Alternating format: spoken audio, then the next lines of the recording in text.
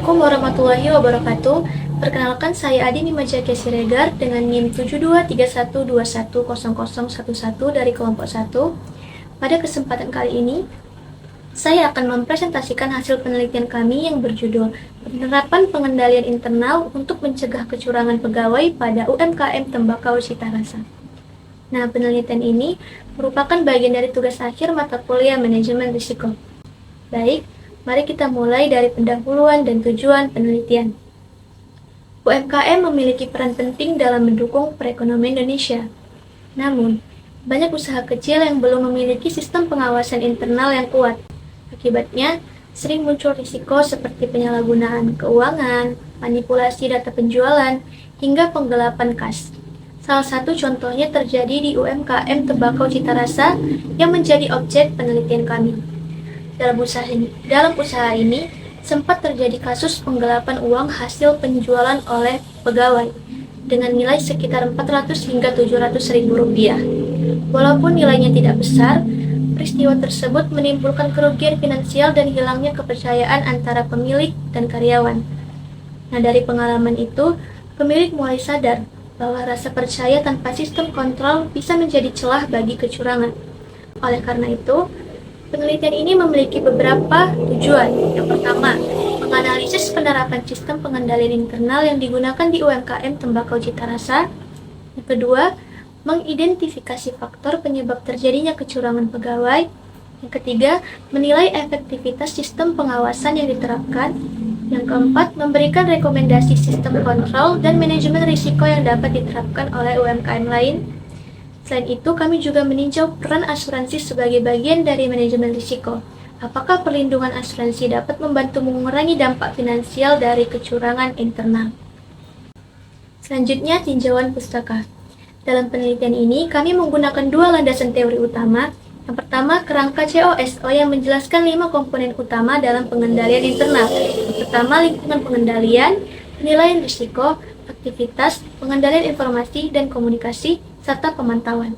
Kedua, teori Freud-Tregel yang menjelaskan bahwa tindakan kecurangan biasanya muncul karena adanya tekanan, peluang, dan rasionalisasi.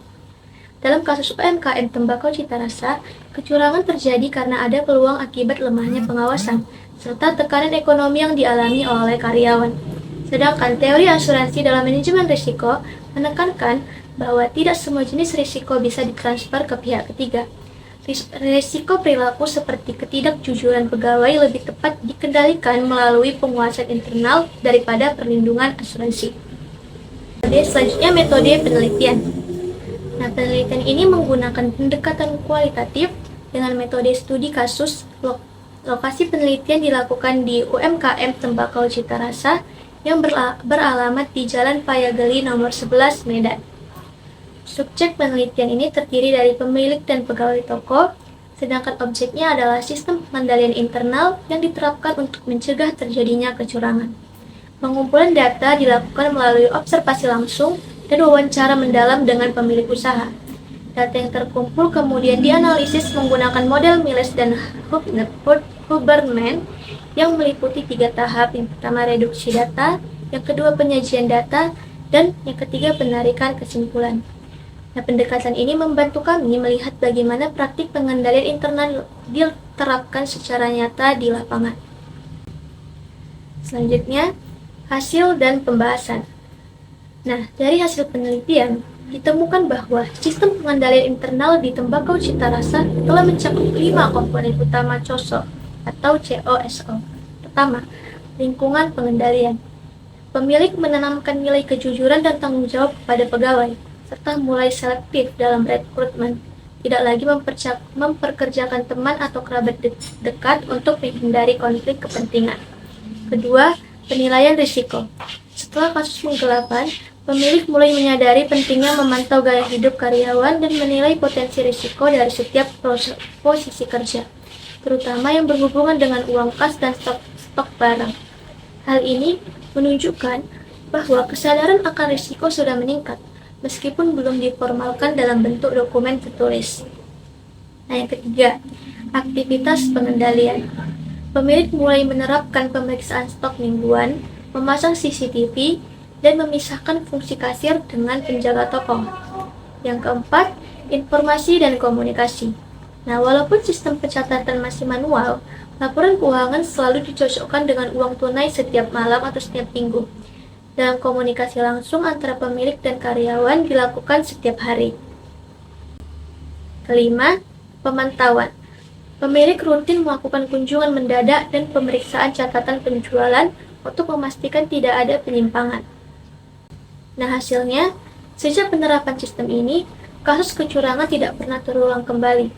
Dari sisi manajemen risiko, ini menunjukkan bahwa pengawasan internal yang sederhana namun konsisten jauh lebih efektif dibanding pengendalian pihak luar seperti asuransi dalam mencegah fraud.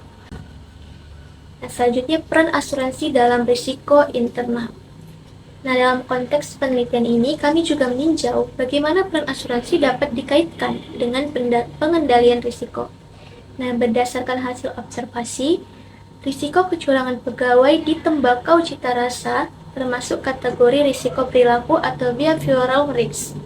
Nah, jenis risiko ini tidak dapat dialihkan ke perusahaan asuransi karena penyebabnya berasal dari faktor internal seperti kejujuran, disiplin, dan integritas karyawan. Nah, asuransi memang dapat melindungi usaha dari risiko fisik atau finansial seperti kebakaran, kehilangan aset, atau kecelakaan kerja, misalnya lewat asuransi kebakaran atau BPJS Ketenagakerjaan. Namun, untuk risiko seperti penggelapan kas atau manipulasi data penjualan, asuransi tidak bisa menjadi solusi utama. Maka dari itu, pengendalian internal menjadi instrumen utama dalam pencegahan fraud. Sedangkan asuransi hanya berperan sebagai lapisan perlindungan tambahan terhadap risiko non-perilaku. Nah, selanjutnya, kesimpulan dan saran. Dari hasil penelitian, dapat disimpulkan bahwa sistem pengendalian internal di UMKM tembakau cita rasa telah berjalan efektif dalam mencegah kecurangan pegawai. Nah, 5 komponen COSO atau COSO diterapkan meskipun dalam bentuk yang sederhana. Pengawasan yang dilakukan secara langsung oleh pemilik, pencatatan harian, dan komunikasi terbuka menjadi faktor penting dalam menjaga transparansi.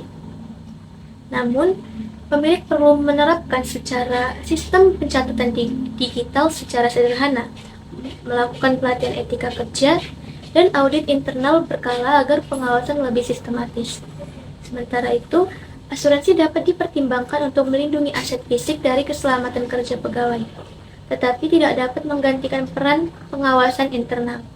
Nah, dengan kombinasi antara disiplin internal dan perlindungan eksternal seperti asuransi, UMKM dapat memiliki sistem manajemen risiko yang lebih tangguh. Selanjutnya, manfaat penelitian dan kontribusi pribadi. Nah, penelitian ini memberikan saya banyak pengalaman berharga. Saya belajar bahwa pengendalian internal yang konsisten bisa menjadi bentuk perlindungan paling kuat bagi usaha kecil seperti UMKM tembakau cita rasa. Saya juga memahami bahwa asuransi memang penting, tapi hanya efektif untuk risiko eksternal, sedangkan risiko perilaku seperti kecurangan pegawai harus dikendalikan dari dalam melalui budaya kerja yang jujur dan sistem pengawasan yang ketat. Untuk kontribusi pribadi saya berperan sekitar 60% dalam penelitian ini. Saya berkontribusi menyusun pendahuluan dan tujuan penelitian, mengembangkan tinjauan pustaka, ikut melakukan wawancara langsung dengan pemilik UMKM, berkontribusi menyusun hasil dan pembahasan, serta ikut dalam menyusun kesimpulan dan saran akhir. Demikian presentasi dari saya mengenai penerapan pengendalian internal untuk mencegah kecurangan pegawai pada UMKM tembakau cita rasa. Nah, dari penelitian ini kita belajar bahwa pengawasan internal yang sederhana namun konsisten jauh lebih efektif daripada sistem yang rumit tanpa kedisiplinan. Asuransi memang penting sebagai pelindung eksternal, tapi integritas dari sistem pengawasan internal tetap menjadi benteng utama dalam mencegah risiko kecurangan. Terima kasih atas perhatiannya. Wassalamualaikum warahmatullahi wabarakatuh.